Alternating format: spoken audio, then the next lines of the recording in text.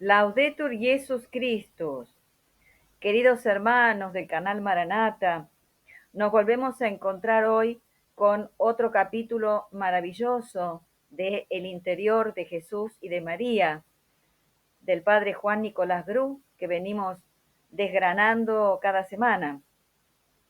Y en este capítulo vamos a ver el amor de Jesús hacia los hombres, es decir, hacia nosotros, hacia cada uno de ustedes que nos está siguiendo en este canal.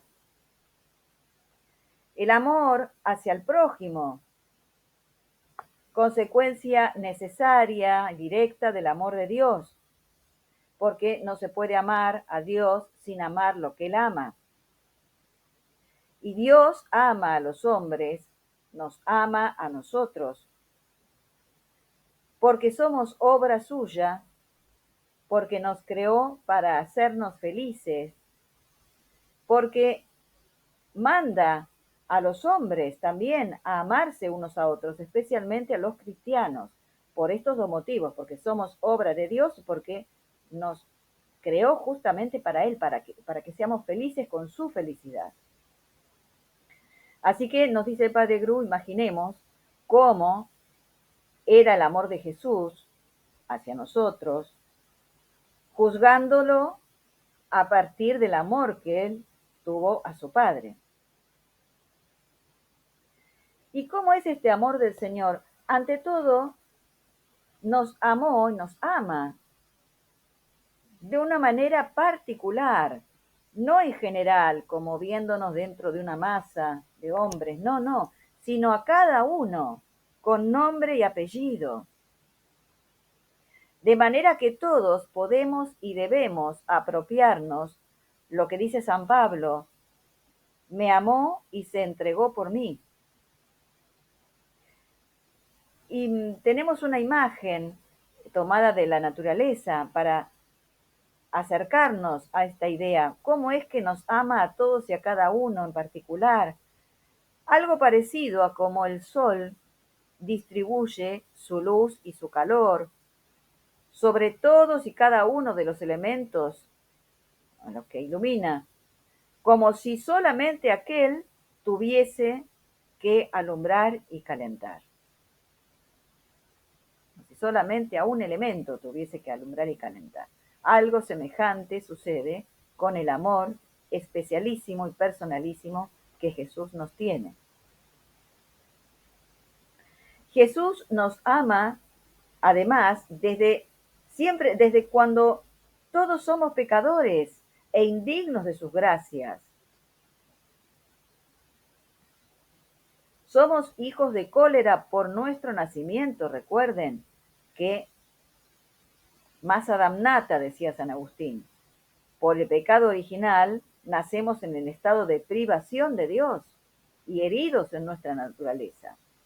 Así que nada hay en nosotros que atraiga ese amor. El Señor, o justamente nuestra miseria es la que lo trae. El Señor no tenía motivos, digamos así, agradables para amarnos y sin embargo nos ama y nos ama aún previendo que tantas veces volvemos a cometer pecados, pisoteando su sangre y pisoteando las gracias que nos depara. Y aún así nos ama y nos busca. Jesús nos ama también, atención a esto, no para esta vida presente, sino para la vida futura que no pasará jamás. No para librarnos de algunos males temporales, sino para librarnos de una desdicha eterna y asegurarnos una felicidad sin límites y sin fin.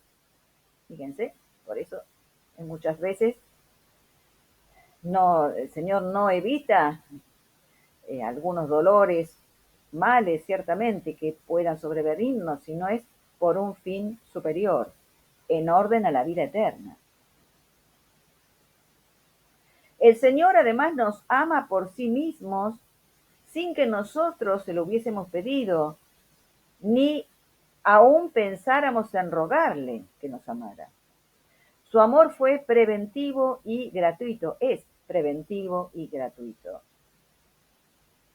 Sin esperar nada de nosotros, no había nada bueno que esperar antes de que Él nos empiece a amar y a curarnos con su gracia.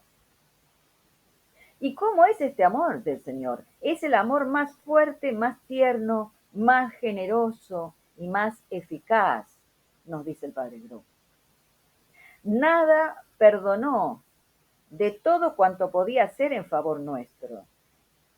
Nos abrió las puertas del cielo por medio de su sangre. Se puso Él en lugar nuestro. Y pide a su Padre que nos adopte como hijos suyos, nos restituya su celestial herencia, la herencia de la cual habíamos sido privados desde el pecado de Adán. Y como nuestro médico, ahora vamos a ver el Señor en cuanto médico, en cuanto maestro, en cuanto pastor, en cuanto médico, no solamente curó nuestras dolencias, sino que las previene. Las previene. Porque el orgullo y el amor propio son las dos fuentes de nuestros males. Y Él nos ofrece el remedio a través de la humildad y la mortificación. Abrazó además un estado pobre, oscuro, despreciable en sí mismo, para inspirarnos el desprendimiento de las riquezas y de los honores de la tierra. Bebió el cáliz de las humillaciones y los sufrimientos para quitarle la amargura para nosotros.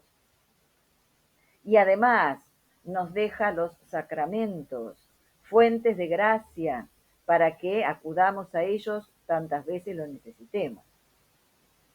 Esto en cuanto médico, médico divino.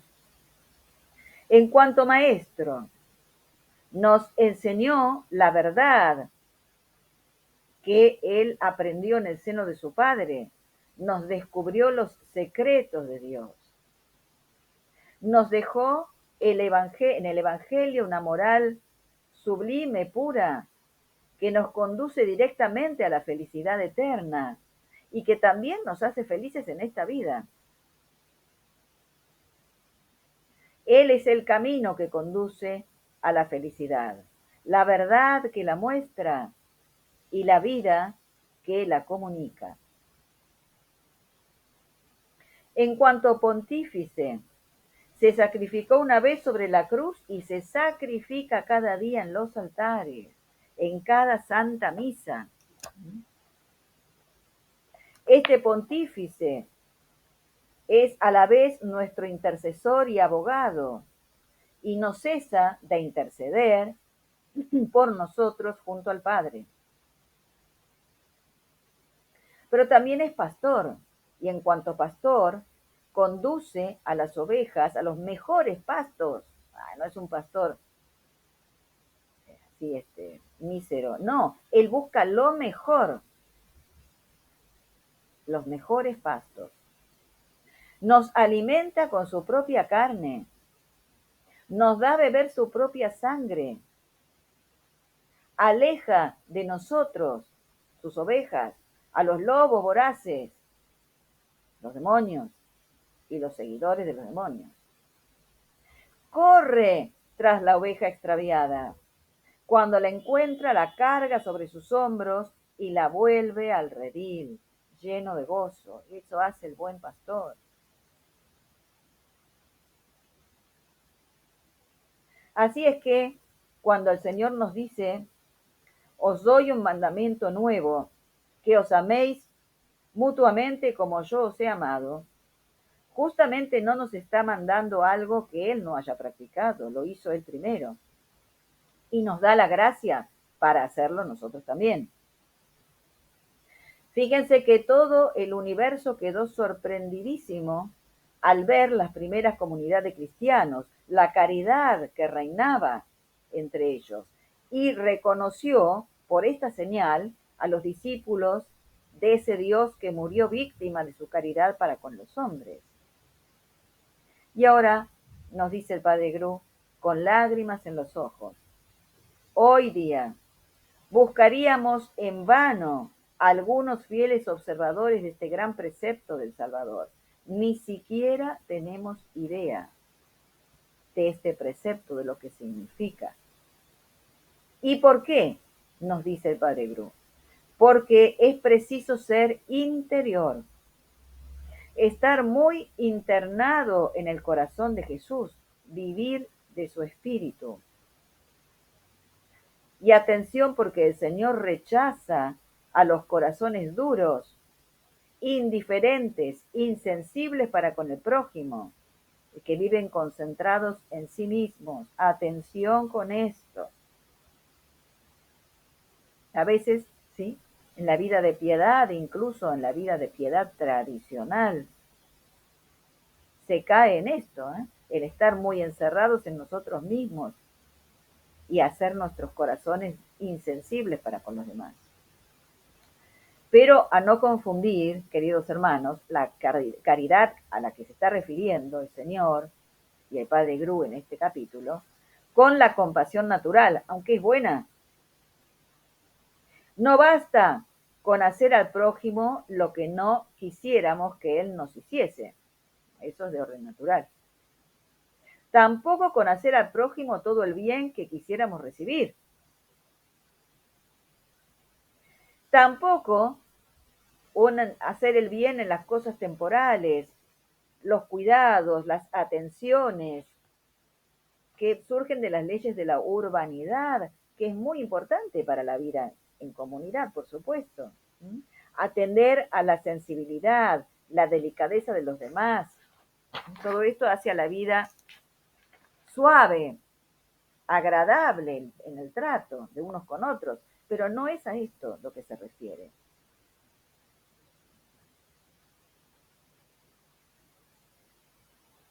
El cristiano verdaderamente caritativo, atención con esto, el cristiano verdaderamente caritativo considera al prójimo con los ojos de la fe, lo mira como a su hermano en Jesucristo, como el hijo de un mismo padre, como quien tiene derecho a la misma herencia y como aquel con quien ha de vivir eternamente en la santa ciudad, en la que todos disfrutan en común y sin envidia de la misma felicidad.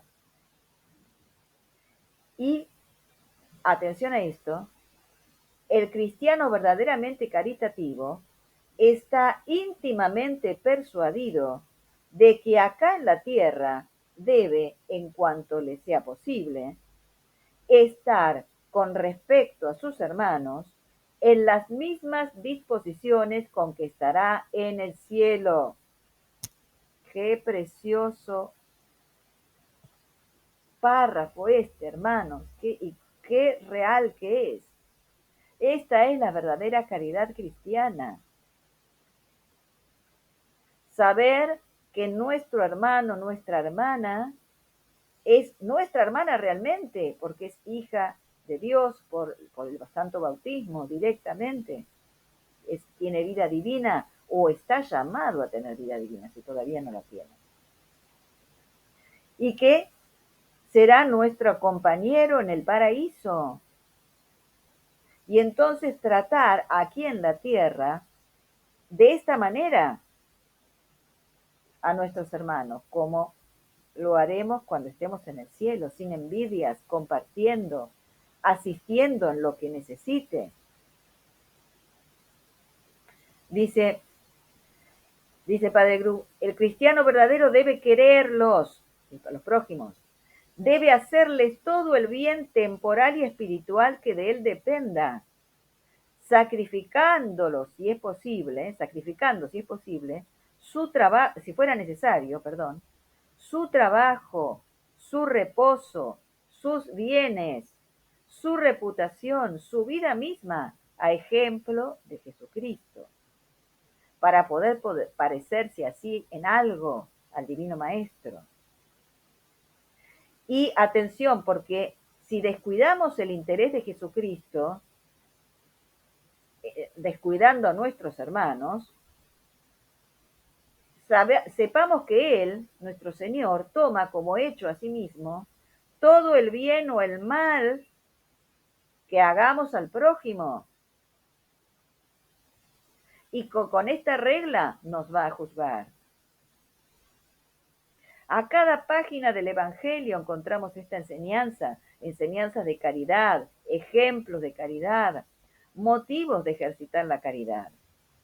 Toda la ley cristiana, recordemos, está resumida en la caridad. Por eso decía San Pablo en la carta a los Romanos, quien ama al prójimo ha cumplido la ley, cuyo cumplimiento es el amor. Atención entonces con esto, queridos hermanos.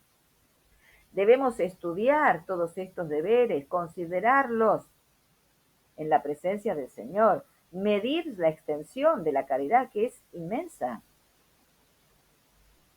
Nuestra caridad, queridos hermanos, debe extenderse a todos los hombres y a todas las cosas, ya sea por el deseo, por la oración y sobre todo por los efectos, es decir, por la práctica concreta de las obras de caridad.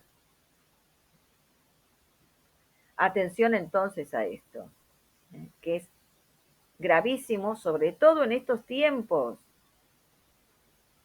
en los que esta vida de persecución a los cristianos, sobre todo la vida cristiana, se hace cada vez más insoportable, porque se hace insoportable, la verdad. Estamos como oprimidos cada vez más, no solo en lo temporal, aunque también en lo temporal, pero especialmente en lo espiritual. Qué soledad a veces se experimenta al no poder compartir con otros hermanos lo que vemos, lo que sentimos, porque ellos no entienden, porque están todavía en las garras del novo sordo, por ejemplo, y quisiéramos enseñarles, quisiéramos advertirles y no nos escuchan, qué soledad se experimenta.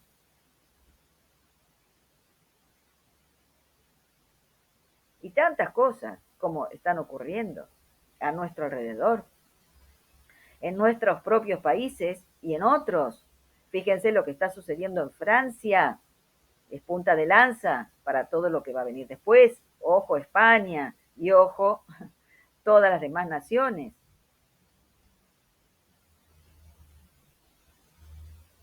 Así es que, hermanos, debemos extremar esta delicadeza, estudiar con atención esta caridad que el Señor nos tiene y aplicarla a nuestros hermanos. Recuerden, son compañeros o están llamados a ser compañeros nuestros en la eternidad. Esperemos con la gracia de Dios ser dignos de esa Jerusalén celeste. Pues tratemos a nuestros hermanos aquí, como nos decía el Padre Gru, tengamos ahora las mismas disposiciones que tendremos, Dios mediante, con la ayuda del Señor, en la Jerusalén celeste. Gran capítulo. Hagamos esta reflexión y pongamos manos a la obra. En el nombre del Padre, y del Hijo, y del Espíritu Santo. Amén. Y Maránata, ven Señor Jesús. Que el Señor nos bendiga a todos.